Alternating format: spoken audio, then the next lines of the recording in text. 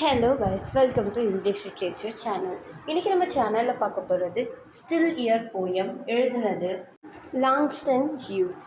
So இதில் இந்த போயமில் வந்து எதை பேஸ் பண்ணி அவர் பேசியிருக்காரு அப்படின்னு பார்த்தீங்கன்னா, ஒரு 20th சென்ச்சுரியில் வந்து பிளாக் பீப்புள்ஸ் ஒயிட் பீப்புள் அப்படின்னு சொல்லிட்டு பிரிஞ்சிருந்தாங்க. ஸோ இந்த பிளாக் பீப்புளை வந்து இந்த ஒயிட் பீப்புள் வந்து மதிக்கவே மாட்டாங்க, ஸ்லேவ் மாதிரி ட்ரீட் பண்ணாங்க.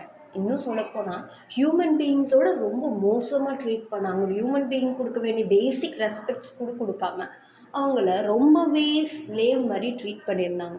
ஸோ அந்த டைமை வச்சு தான் இவர் எழுதியிருக்காரு. இவரோட நிறையா போயமில் வந்து இதை தான் அவர் சொல்லியிருப்பார் ஒரு தீமாவே.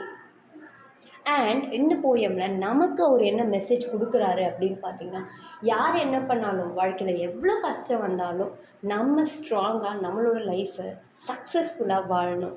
அதுக்கு நம்மளை ட்ரஸ்ட் பண்ணணும். நம்ம எவ்வளோ அடி வாங்கினாலும் வாழணுன்ற நம்பிக்கையோடு இருக்கணும் அப்படின்னு அவர் இதில் சொல்லியிருப்பார்.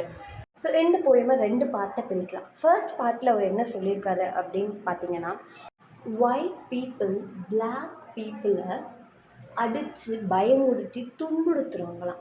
இன்னும் சொல்லப்போனால் அவங்க ரொம்பவே அவங்களோட ஹோப்பை இழக்கிற அளவுக்கு ரொம்ப கொடுமைப்படுத்துகிறாங்க அப்படின்னு சொல்லியிருக்காங்க.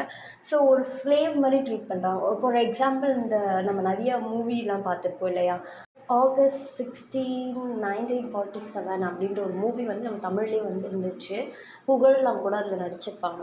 ஸோ அந்த மூவியை வந்து பார்த்திங்கன்னா, எப்படி அவங்கள வந்து ரொம்ப ஸ்லேவரியாக ட்ரீட் பண்ணுவாங்க அப்படின்றத பார்த்திங்கன்னா, அந்த அளவுக்கு வந்து ட்ரீட் பண்ணிட்டு இருக்காங்க.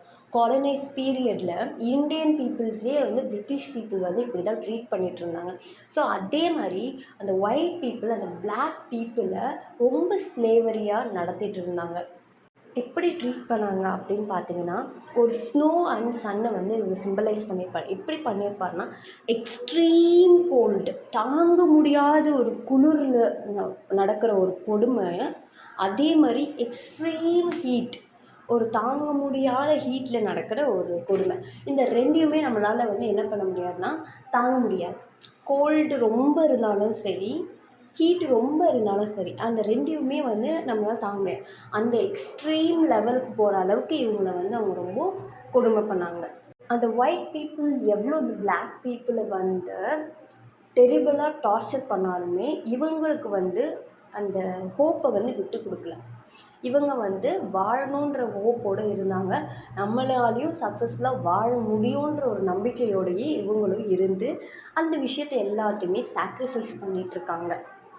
ஸோ இந்த போமோட செகண்ட் பார்ட்டில் அவர் என்ன சொல்லியிருக்காரு அப்படின்னு பார்த்தீங்கன்னா, எங்களுக்கு வந்து வாழணுன்ற ஹோப் இருக்குது, நாங்கள் கண்டிப்பாக வாழ்வோம், நீங்கள் என்ன வேணாலும் பண்ணுங்கள், நீங்கள் நாங்கள் சிரிக்கக்கூடாதுன்னு நினைக்கிறீங்களா, நாங்கள் வந்து இருக்கக்கூடாதுன்னு நினைக்கிறீங்களா, ஏன் நாங்கள் வாழவே கூடாதுன்னு நினைக்கிறீங்களா, நீங்கள் என்ன நினச்சாலும் பரவாயில்ல, நாங்கள் கண்டிப்பாக அந்த ஹோப்போடு இருப்போம், நீங்கள் கண்டிப்பாக எங்களை ஸ்லேவரியாக நடத்தி ஆனாலுமே இவங்க இருக்காங்களே அப்படின்ற ஒரு டயர்ட்னஸ் உங்களுக்கு வறுமை கண்டி நாங்கள் எப்போதுமே ஹாப்பியாக சந்தோஷமாக வாழ்ந்துட்டு தான் இருக்க போகிறோம் அப்படின்னு இவர் ஹோப் டு லிவ் அப்படின்ற ஒரு தீமில் வந்து செகண்ட் பார்ட்டை வந்து இவர் எழுதியிருக்காரு. நீங்கள் என்ன வேணாலும் பண்ணுங்கப்பா, நாங்கள் வாழ்கிறத முடிவு எடுத்துட்டோம், நீங்கள் என்ன பண்ணாலும் நாங்கள் வாழ தான் போகிறோம், நீங்கள் அதை பார்க்க தான் போகிறீங்க அப்படின்னு சொல்லிட்டு இந்த பிளாக் பீப்புள் வந்து ஸ்ட்ராங்காக வாழ்ந்தே ஆகணும் அப்படின்னு சொல்லியிருக்காரு. ஸோ இதிலேருந்து நம்ம கற்றுக்க வேண்டியது என்ன அப்படின்னு பார்த்தீங்கன்னா, லைஃப்பில் என்ன ஸ்ட்ரகிள் என்ன வந்தாலும் வாழணும் நம்ம முடிவு எடுத்துட்டோன்னா கண்டிப்பாக நம்மளால் வாழ முடியும் அப்படின்னு சொல்கிறாரு. என்றைக்குமே நம்மளோட ஹோப்பை வந்து விடக்கூடாது. இன்றைக்கி நம்ம இருக்க மாதிரி என்றைக்கும் இருக்க மாட்டோம்.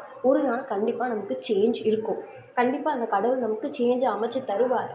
நம்ம வாழணும் அப்படின்ற மாதிரி சொல்லி இந்த போயமில் நம்மளை வந்து ஹோப் டு லிவ்ல நல்லபடியாக மோட்டிவேட் பண்ணியிருக்காரு. எவ்வளோ கொடுமை என்ன நடந்தாலும் நாங்கள் வாழ ரெடியாக இருக்கோம், நீங்களும் வாழலாம்.